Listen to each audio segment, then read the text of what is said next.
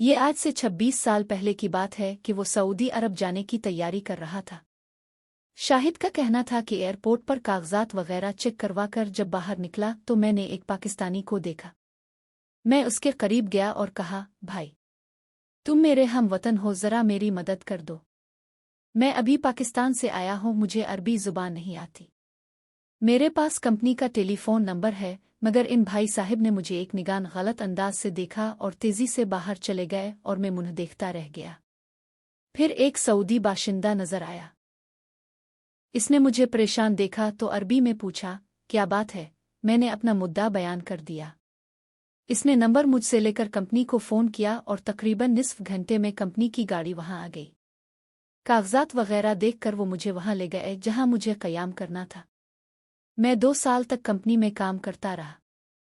इसी दौरान एक शख्स हमारी कंपनी में आया और कहने लगा कि आपके मैनेजर साहब से मिलना है, क्योंकि मैं आजकल बेरोज़गार हो गया हूँ, मुझे मुलाजमत चाहिए। मैंने इस शख्स को देखते ही पहचान लिया कि ये वही पाकिस्तानी था जो मुझे एयरपोर्ट पर मिला था, मगर मेरी बात का जवाब नहीं दिया था। इसने मुझको नहीं पहचाना था। मैंने भी इसको याद ना दिलाया और इससे वदा किया कि फ़िक्र ना करो, मैं तुम्हारे लिए ज़रूर कोशिश करूंगा और अपने मैनेजर से भी बात करूंगा। तुम एक रोज़ बाद आ जाना। वो दूसरे रोज़ फिर आया। इसका नाम फरीद था। कहने लगा, मैं मियाँ चुनों का रहने वाला हूँ। पहले एक कंपनी में मुलाजिम था, मगर आर्जी मुलाजमत थी, ख़त्म हो गई और मैं फिर बेरोज़गार हो गया। मैंने इसको अपने मैनेजर से मिलवाया, इसकी सिफारिश की और उसको हमारी कंपनी में मुलाजमत मिल गई। वो बहुत खुश था क्योंकि इसकी बीवी और बच्ची पाकिस्तान में थे। इसने कंपनी के ज़रिए वीज़ा लगवाया और जाकर उनको पाकिस्तान से ले आया। 5 माह के अंदर ही इसकी बीवी और बच्ची उसके पास आ गए और मुकम्मल घर गृहस्थी से इसको सुकून नसीब हुआ। जब से फरीद के बाल बच्चे पाकिस्तान से आए थे, वो बहुत मसरूर था। मुझसे भी अपने घर चलने के लिए इसरार करता था। पहले तो मैं टालता रहा, आखिर एक दिन इसकी जिद से मजबूर होकर मैं उसके घर चला गया। जाते हुए मैं इसकी बच्ची के लिए कपड़े और खिलौने भी ले गया। फरीद की बेगम ने काफ़ी इनकार किया, मगर मैंने उन्हें ये तोहफे लेने पर मजबूर कर दिया। इस तरह मेरा आना जाना उनके घर आम हो गया। फरीद की बच्ची शाइस्ता 5 बरस की हो गई थी। वो बहुत प्यारी बातें करती थी, बिल्कुल मीना लगती थी। मुझे मामू जान कहती थी, मगर फरीद की बीवी, जिनको मैं भाभी भी कहता था, वो मुझे भाई नहीं कहती थी बल्कि मेरा नाम लेकर बुलाती थी। मैं यही सोच कर रह गया कि इन लोगों का अपना तरीका होगा।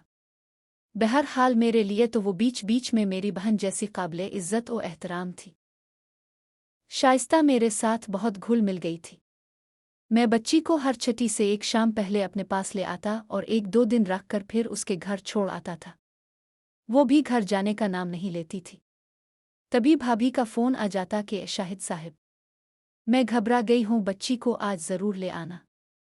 एक दिन जब मैं बच्ची को उनके घर छोड़कर वापस आया तो इस दिन फरीद दफ्तर ना आया। फिर दूसरे रोज़ भी ना आया तो मैंने इसके घर फ़ोन किया। फ़ोन भाभी ने उठाया। बोलें कि कल हम कपड़े खरीदने बाजार जा रहे थे कि सड़क पार करते वक्त बच्ची का एक्सीडेंट हो गया और वो अस्पताल में है।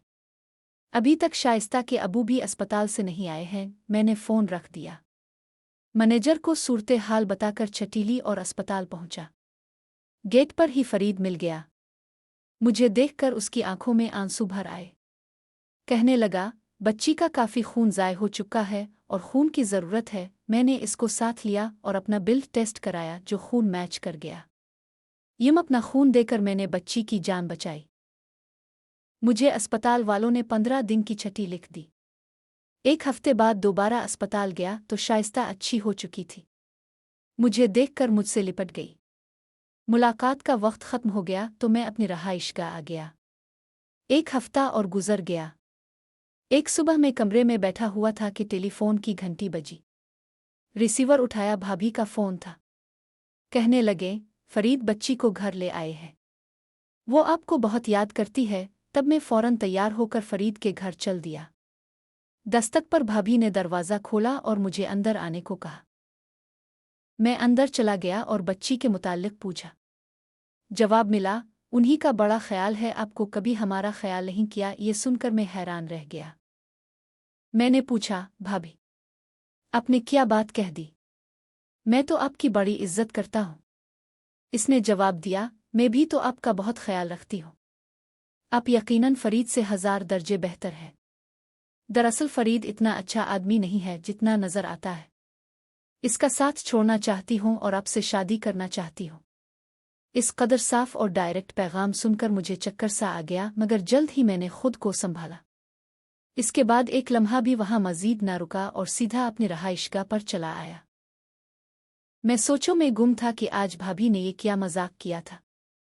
मुझे इस बात से इस कदर सदमा पहुंचा कि शदीद बुखार हो गया। इसी वजह से दूसरे दिन ड्यूटी पर भी ना जा सका। शाम को फरीद मेरे पास आया और पूछा, शाहिद क्या बात है? जी मैं आया कि सब कुछ इसको बता दूं, मगर फिर शाइस्ता का ख्याल आ गया कि इस बच्ची का क्या कसूर है। इसको किस जुर्म की सजा मिलेगी? कसूर किसी का है, सजा इस मासूम को क्यों मिले? मैंने फरीद को टाल दिया। दूसरे दिन दफ्तरी फोन की घंटी बजी। मैंने रिसीवर उठाया तो शाइस्ता की बारीक सी आवाज आई, हेलो मामू जान, आप हमारे घर आए? मैंने कहा, हाँ बेटा जरूर आऊंगा। इसकी आवाज सुनकर दाके से मेरी आंखों में आंसू भर आए। यकीनन ये फोन इससे इसकी मां ने ही कराया था। दूसरे दिन फरीद ने मुझे घर चलने पर मजबूर किया कि बच्ची तुमको बिला रही है, बहुत याद करती है। काफी शिकवे भी किए मगर मैंने कोई जवाब ना दिया। बिलाखिर वो मुझसे रूठ गया। मुझे मगरूर और संग दिल कहा। मैं भी यही चाहता था कि वो मुझसे रूठ जाए तो अच्छा है। वो अब भी सब दोस्तों से कहता है कि न जाने शाहिद मुझसे क्यों नाराज है। मैं इससे क्या कहता, क्या कहूं कि मैं क्यों इससे ताल्लुक रखना नहीं चाहता। अब तो इस बात को गुजरे बरसों बीत गए, लेकिन जब भी फरीद की बीवी के अल्फाज याद आते हैं तो दिल बारा हो जाता है। सोचता हूं कि औरत के कई रूप हैं, मगर बेवफाई औरत के किरदार को इंतहाई बदसूरत बना देती है।